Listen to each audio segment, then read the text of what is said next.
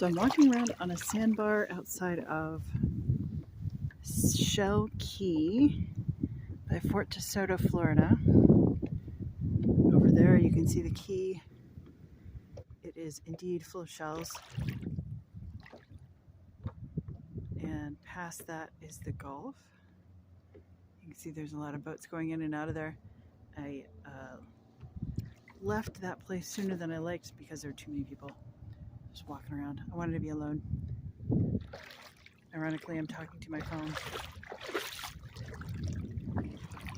And I am walking around towing a kayak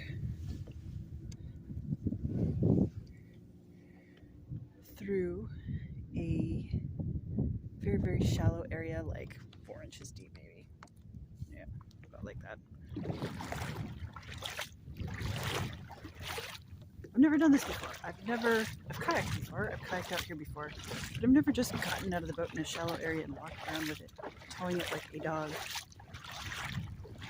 I have to say it's quite fun. It makes me feel like there's a private area that everybody can see but they can't get to because they've got the damn big boats.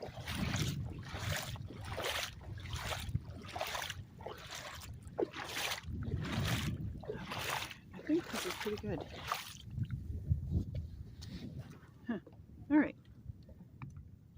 So what I've been thinking about lately, what have I been working on?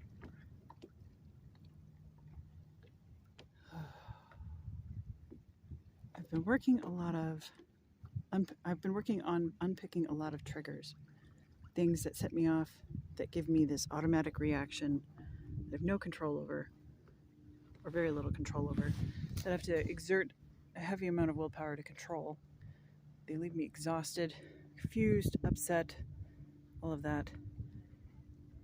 Like, some of them were clearly important to deal with, things related to getting out of my toxic marriage and away from toxic family members. Those were pretty, like, top tier things that kept me from being able to function as a human being at all, and made me feel like I had to put life, limb, and sanity in the hands of someone else to control me because I couldn't control myself.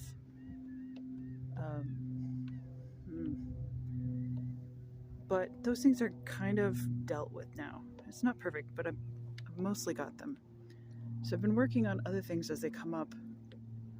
A lot of reactions where I get very angry just in an instant, and I'm not really sure why. It's not appropriate to these situations. Or I'll get very afraid. I'll puff myself up and get really defensive. I will brag about something I've done. I will try to make other people pleased. Not make them happy, but make them pleased. People pleasing. And try to, I don't know, kind of bargain my way through life. Instead of doing what I want or being around people I want or saying what I want, I pre-negotiate everything for other people to make them feel like they are safe around me. Like, I will negotiate everything. They don't have to change anything. And that's not healthy or sane. Now, in some cases, I think it's okay to not need things from people. It's weird. Like, I used to think I needed, like, codependent type things from people. I used to think I needed all kinds of support that I would only get from the people who were abusive to me. Like, I needed to be controlled. I needed to feel like I was loved. Whether or not I was really irrelevant. I needed someone to cope with the things I couldn't handle on bad days. I needed someone to tell me what the right thing to do was in some situations that I just could not grasp. I needed someone to take over when I couldn't cope. And coming to grips with being neurodivergent, I realized that is, wow, that's common. Like, kind of, quote unquote, hiring someone to take care of the stuff that you feel kind of intimidated by seems to be a pretty common thing. And instead of learning how to handle it yourself and being around people who are willing to step in when you actually need help, I feel like it's really easy for people like us to find someone who looks stable and safe, who will be able to cope with emergencies, or not really even just emergencies, like fucking paperwork.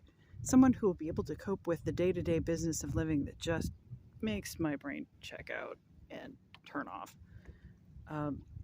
I get more exhausted by routine tasks than I do by emergencies. I am better at dealing with emergencies than I am with routine. People are like, oh yes, you're not afraid of anything. The fact is I'm terrified of normal things, but things that require me to use like the superpowers that come with ADHD, those things are normal to me. That's fine. I can do those. When shit goes wrong, I'm like, oh, okay, this is my safe place, right? Not really, but it gets pretty close sometimes.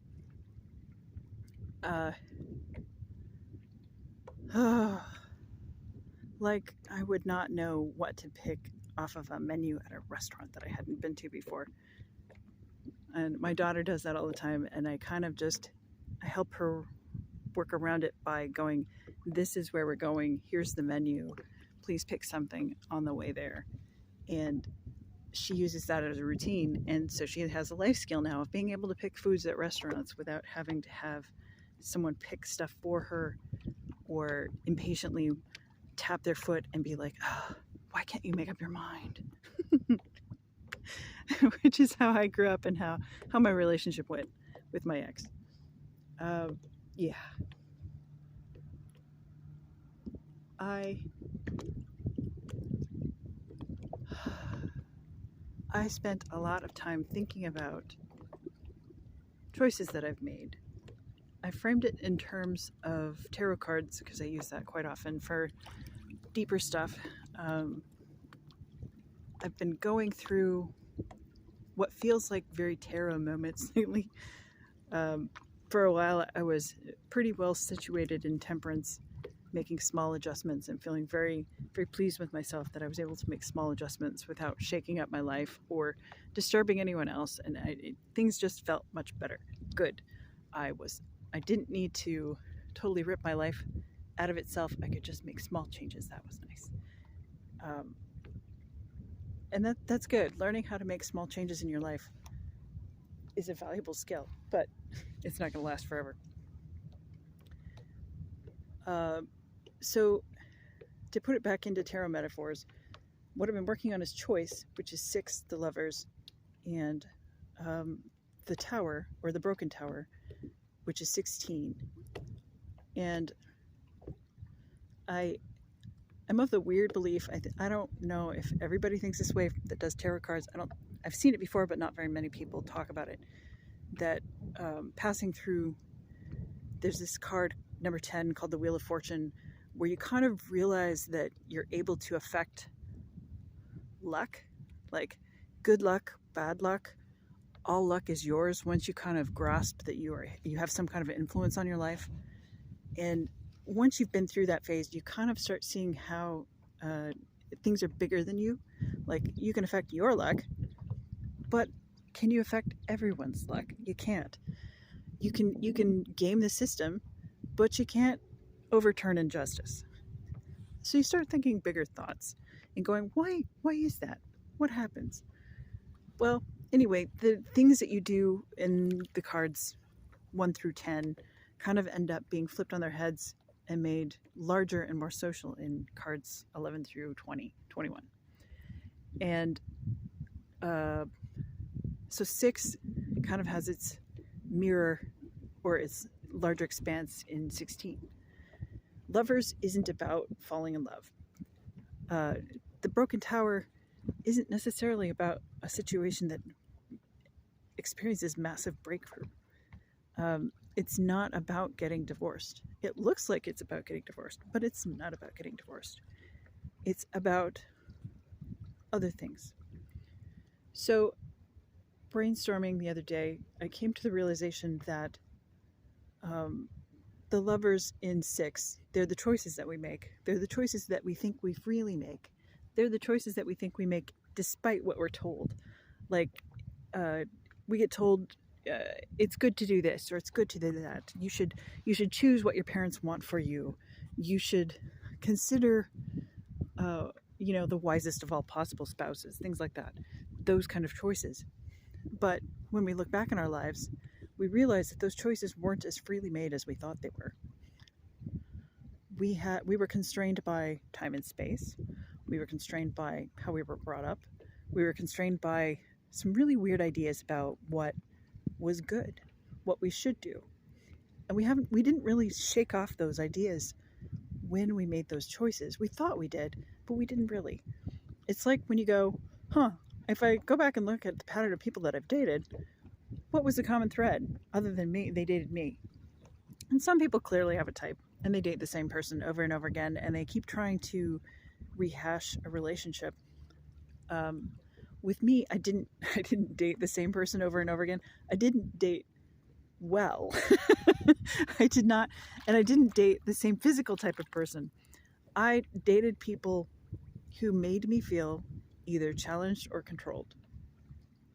Except for one guy. First guy I dated, he was a sweetheart. He made me feel loved, and I couldn't appreciate it for what it was. He wasn't right for me, but man, was he an awesome guy. Yeah. The rest of them were all very insecure people, and they were looking to make me into someone I was not, to satisfy needs for them. What I was looking for, the pattern that I was repeating, was wanting to be made into a person. I don't always feel like a person. I feel like a collection of copied bits and parts from various other people that I've known and met. I don't feel like there's an inner soul, and I never have. If I have a soul, if I have some sort of essence, not of a supernatural nature, but like just some sort of essence that is me, and it's always me through every change that I go through, it's just being malleable.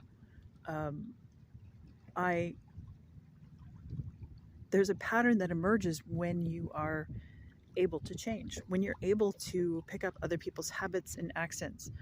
There are traits that emerge from loving new things, and it doesn't feel like I'm a person, but to other people they go, oh yeah, clearly you're a person, because they see those traits that I don't. But what I was looking for was to feel like someone. I was looking for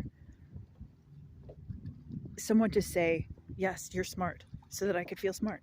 I could be a smart person. I was looking for someone to say, you're loving. I was looking for someone to say, you're a good person. Because I didn't grow up with that. I grew up taking on every flaw that my mom thought she had, whether she actually had them or not. Just that she's broken. So I was looking to feel like someone, and I was looking for someone to make me feel that way. A lot of the friends that I've had are people that I admire and I steal pieces and parts from.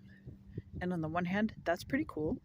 Like, you should be able to go, like, I admire you to your friends, and you should be able to go, hey, this thing that you're doing right, I want to do that too. I want to try it and see if it works for me. And if it works for me, I'm going to keep it.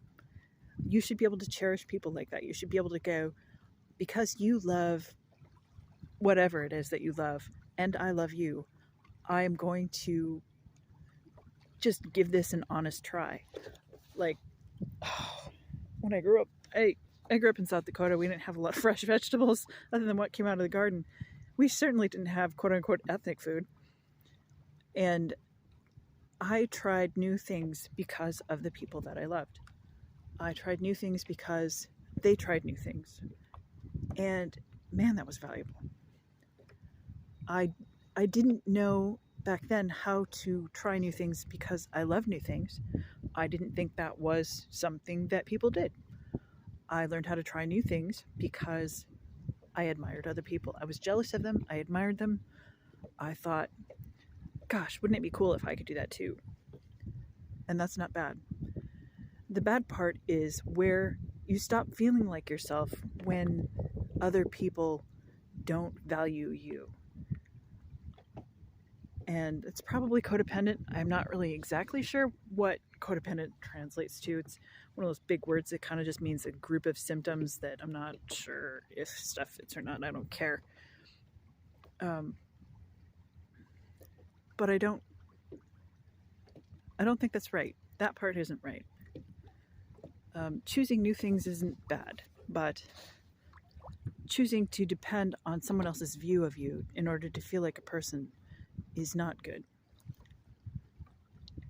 And I think what I've been doing over the last couple of days, well, over the last, I want to say 4 or 5 months, I've been unpicking a lot of triggers, and it's gotten so fast and so accelerated and so unrelenting and so fucking exhausting the last couple of weeks that I just can't even grasp. Like, I get up in the morning and I'm like, right, now my brain is going to dwell on this thing that has bothered me forever. And if I don't figure out how to cry my way out of it and come up with a different way of coping with this situation, I'm going to be broken. I'm going to be broken all day and not be able to function. So, okay, we're just going to take 2 hours and unpick this one trigger and pretend that I get to function the rest of the day because of it. Like, thank God I'm freelancing and writing. Because if I were at work, I'd have to close myself in the bathroom and for 10-minute increments, and it would just be torture. So what I went through over the last couple of days was realizing that I don't need anyone else's view of me to be a person. I don't actually need to feel like a person. What other people need to feel like a person, to be a smart person, to be a good person, to be funny, to be charming, to be caring, to be good, to be evil, to be sexy, to be a dork, to be easy to work with, to be stable, to be fun, to be adult, to be mature, to be wise. Like, all of these things are not real things. You can't really be those things. You can be, like, relatively tall. That's the thing that happens in the world. You can make a habit of reaching out to other people and taking their preferences into consideration. That's a thing you can do. But being caring, that's not a thing that you are. That's a thing that other people observe about you. That's a thing that they conclude from the evidence. That's not actually what happens on the inside. On the inside, if you care about everything so hard that you can't cope with it, that on the outside, that's not caring. That's a panic attack.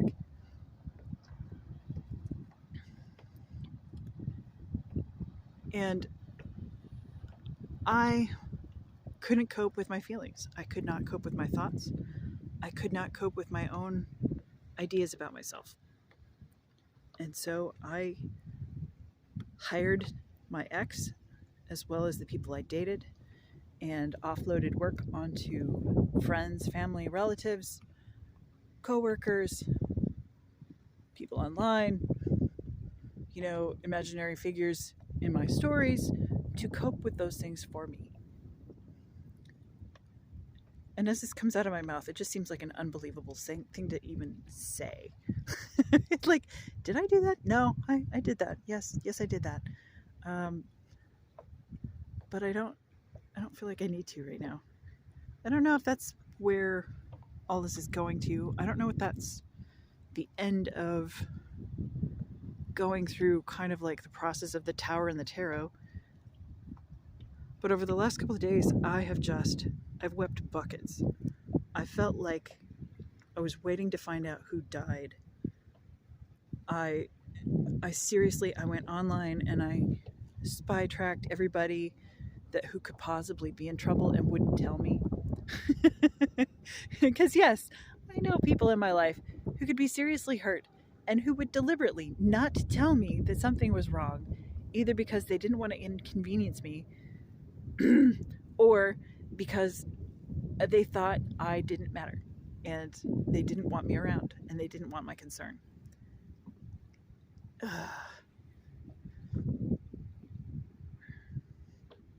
And some of those people I get, and some of those people I don't get, but it's frustrating.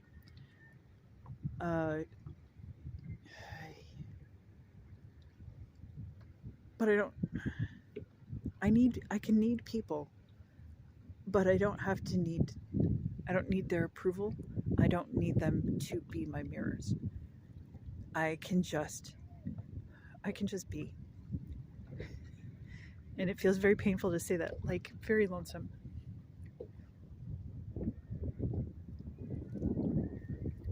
What role do people have in my life if they're not mirrors? I don't really know.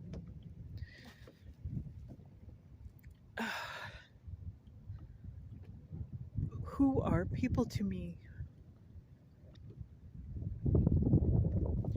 if I don't need them?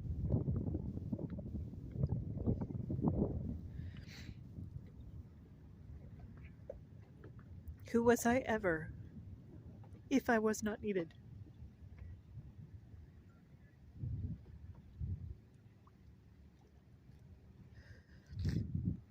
I'm standing out here slowly sinking into 4 inches of sand, sandy water, hanging onto my kayak as it bumps gently against the backs of my calves, and looking at water and waves and going, oh, what a realization to have, you know? Who am I if nobody needs me? Now, before I would ask myself that question and just completely go apeshit. I need to be needed. I want to be wanted. I want to be used up. I want to be useful, because otherwise, what right do I have to exist? I talked to somebody about being Catholic the other day, and wow, he does the same thing too. He got a dog so that he would feel needed. And like, I can't blame you, bud. If I didn't have my daughter with me, I'd probably need a cat to be able to function on days where stuff was bad. There's just something that certain types of cult-like behavior, religious or otherwise, just fuck with your head, and you stop thinking I get to be just a person, and you go, I only exist if I'm good. If I'm bad, I'm going to be deleted. And it's especially weird with Catholicism, because essentially Catholics don't believe the world exists. It's all just kind of like an idea in the mind of God, and heaven isn't necessarily a place, it's being kept, and hell isn't necessarily a realm of torture, it's just being separate from God. And to me, that always has sounded like, if you're not good, you're gonna be erased. We're just, if you can't function properly, we're just gonna fucking delete you. The whole hell thing, it's a construct that has come on, it's been pasted onto Catholicism later. A lot of it comes out of, I want to say, Protestant type groups believing in hell, but I don't really know for sure. I like my knowledge of what concept religions had about hell before Dante is really, really, really, really not clear. Anyway, I always took it as being deleted. Hell is being deleted. Hell is if hell is if you're not happy. If you are sad and you're not serving someone, if you're depressed, you're in hell, and you're in hell because you deserve it. Mental health in Catholicism is just kind of like a contradiction in terms. There are people who can do Catholicism and be healthy with it, but wow, I didn't grow up around them. Oh my God, there's a fucking shark out here. Eee! Look at that. You can't see it from here, I bet. I think it's a shark. I don't know. It's a fish. Oh, there was a bird following me around earlier. Just a water bird diving around underneath the kayak, back and forth, back and forth. It's great. Followed me for probably like half a mile.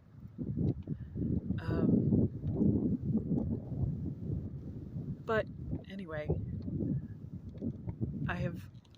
dealt with this thought kind of nakedly on and off for the last couple of days. Yesterday it came to a head, and I finally was able to drag it out. The things that trap us are our decisions. The things that we thought we freely chose, and we didn't really freely choose. Didn't really choose. The things we thought we chose but didn't. Those are the things that trap us. Thinking that we freely chose our spouse even though our parents didn't like them. Thinking that we chose to do the right thing. Thinking that we chose to be responsible adults. There are things that we have to do to survive, and that is true. And there are compromises that are ugly and that we end up having to make. And we make those choices, and they trap us. None of that is bad or wrong. It just is. The perspective, I think, that I've been getting the last couple of days as I'm going through what I'm mentally labeling as a tower type process is those choices weren't me. That's not the things that I got required to do and believe and agree to and pressured into and bullied into and brainwashed into. I didn't choose them. I thought I chose them. I thought I chose them. I thought I had free will. I thought I was making every decision every time. But as I unpick all these triggers, I go, how much choice did I really have? If it took this much effort and this much work to be able to choose anything other than what I automatically choose, if I thought I had free will and that trigger existed, I must have been wrong. I must not have had free will. And I can sort of grasp that, but it really just kind of connected when I got to the point of going, what if nobody needs me and I just have to live without being needed? And I don't have any answers for that. I don't think that's something you have to have answers to, but maybe it is. Maybe you just have to go. Maybe the important part is just being able to go, nobody actually needs me. I am not necessary. I am extra. I am disposable. Bad things can happen to me and other people will move on. Good things can happen to me and other people will move on. For people who didn't grow up under various systems of abuse and brainwashing, or grew up under lighter ones or something, or healthier ones, or more support where like you traded your freedom for actual benefit, other people are probably going like, what's wrong with you? Well, what's wrong with me is that I lived for other people because I was forced to be, I was threatened with a lack of survival if I did not. So I believe if I can't keep other people happy, then I don't have a right to live, because that was connected so firmly in my head throughout most of my life. But the fact is, my mom never needed me. My ex never needed me. To the extent that they needed somebody to take care of them, that was on them. That was their responsibility to take care of themselves. They didn't actually need me. Being apart from them, being separate from them, isn't a betrayal. It is essentially meaningless to them. I mean, they can go like, why don't you do what I want? But they don't need me. They're both still alive. They are presumably about the same as they always were. I don't actually know.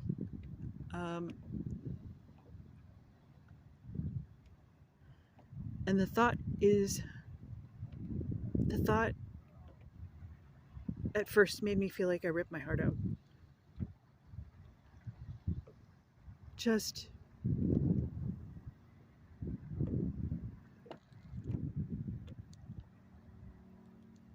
what does any of it mean? If none of this is needed, what does it mean?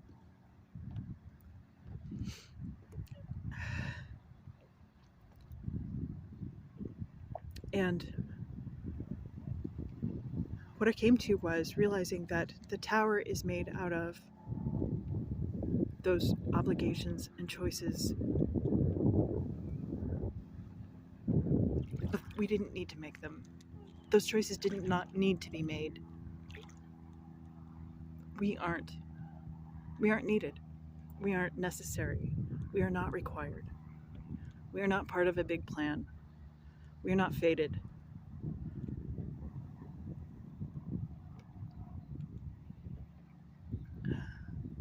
And it feels like what it means is that I am in the tower. There's two people falling out of a breaking tower. There's a crown over top of the tower, and there's lightning striking the tower in like traditional cards. And the tower card, I am the tower. I am the thing that gets broken. I'm the people falling out of the tower that gets broken. I am the crown of rationality that gets broken. But I'm also the piece of lightning. I am the bad thing that happens to the tower. It is my thoughts that is doing this to me. Nobody is insisting that I am meaningless. I am insisting that I'm meaningless. I'm insisting that the world doesn't need me.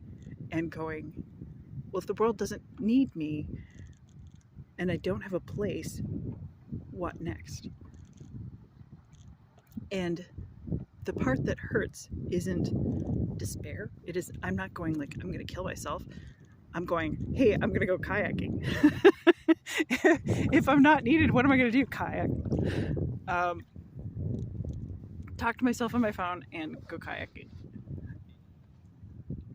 If I'm not needed, I'm going to allow myself some freedom. And I'm crying because I'm mourning not having freedom. I'm mourning having to exist without a sense of purpose. I'm mourning having to exist without being able to define myself as a good person or a bad one or caring or selfish or anything else. I only get to define myself by choosing things. Giving myself names doesn't define me. It just has a name. Like, you can call me a caring person, but that doesn't really count to actually prove that I'm caring. It doesn't make me choose to be caring.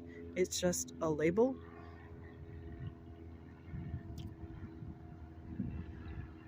So I feel like I'm saying goodbye to somebody I used to be, and it hurts. And I feel so sorry for her. I feel so sorry for me too.